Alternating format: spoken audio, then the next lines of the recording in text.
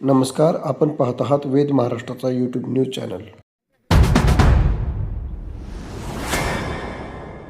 हार्दिक शुभेच्छा. या ठिकाणी पिलीव गटातून निवडून आलेले चंद्रकांत जाधव सर आपल्या बरोबर आहेत. सर, आता जिल्हा परिषद गटाचे आपण या ठिकाणी पिलीव गटातून नवनिर्वाचित जिल्हा परिषद सदस्य झालेला आहात. या ठिकाणी आता जबाबदारी वाढलेली आहे, तर काय सांगाल या निमित्त?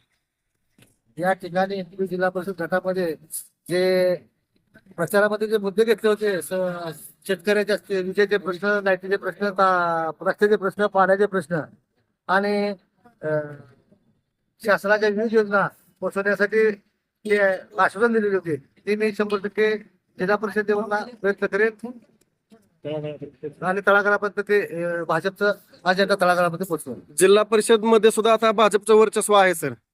निश्चितच आपल्यापर्यंत चांगले लाभ येणार आहेत आणि जनतेपर्यंत आपण ते पोहोचवणार आहात. आपला तो पिंडच आहे. आपण नेहमी शेतकऱ्यांना असेल, कार्यकर्त्यांना असेल मदत केलेली आहे.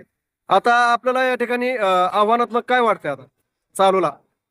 आव्हान आता मला तसं काय, देशात देशात भाजप सरकार आहे, राज्यामध्ये भाजप सरकार आहे, जिल्हा परिषद ही 100% भाजपचीच असल्यामुळं निधीची या ठिकाणी जयभाऊ गोरे आणि रामभाऊ सातपुतेच्या माध्यमातून निधीची काही कमतरता भासणार नाही. त्याच्यामुळे मला कुठल्याही या ठिकाणी जिल्हा परिषद गटामध्ये काम करताना आव्हान निश्चितच वाटणार नाही.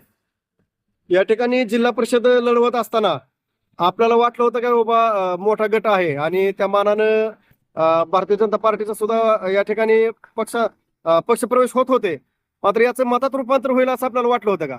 निश्चित मला खात्री होती की रामभाऊ सातपुते यांचं माळशेज तालुक्यामध्ये असणारं काम आणि भाजपच्या वैयक्तिक लाभा स्कीमा, त्यामध्ये सोलारची स्कीम असू द्या, लाडक्या बहिणीचे पैसे असू द्या, अजून तुमचं PM किसान असू द्या, महाडीबी मार्फत चापकटची असू द्या, योजना असू द्या, अनेक योजना या माध्यमातून राबवल्या गेल्या असल्यामुळे शेतकरी तळात योजना भाजपच्या गेल्या असल्यामुळं आव्हान मला जनता नेहमी भाजप बरोबर राहील असा मला ठामपणे विश्वास होता. सर, लास्ट एक प्रश्न विचारतो. आता नुकतंच आज समजलं की सरकारी दवाखान्यामध्ये जे उपचार फुकट होत होते, मोफत होत होते, ते आता बंद होणार आहे.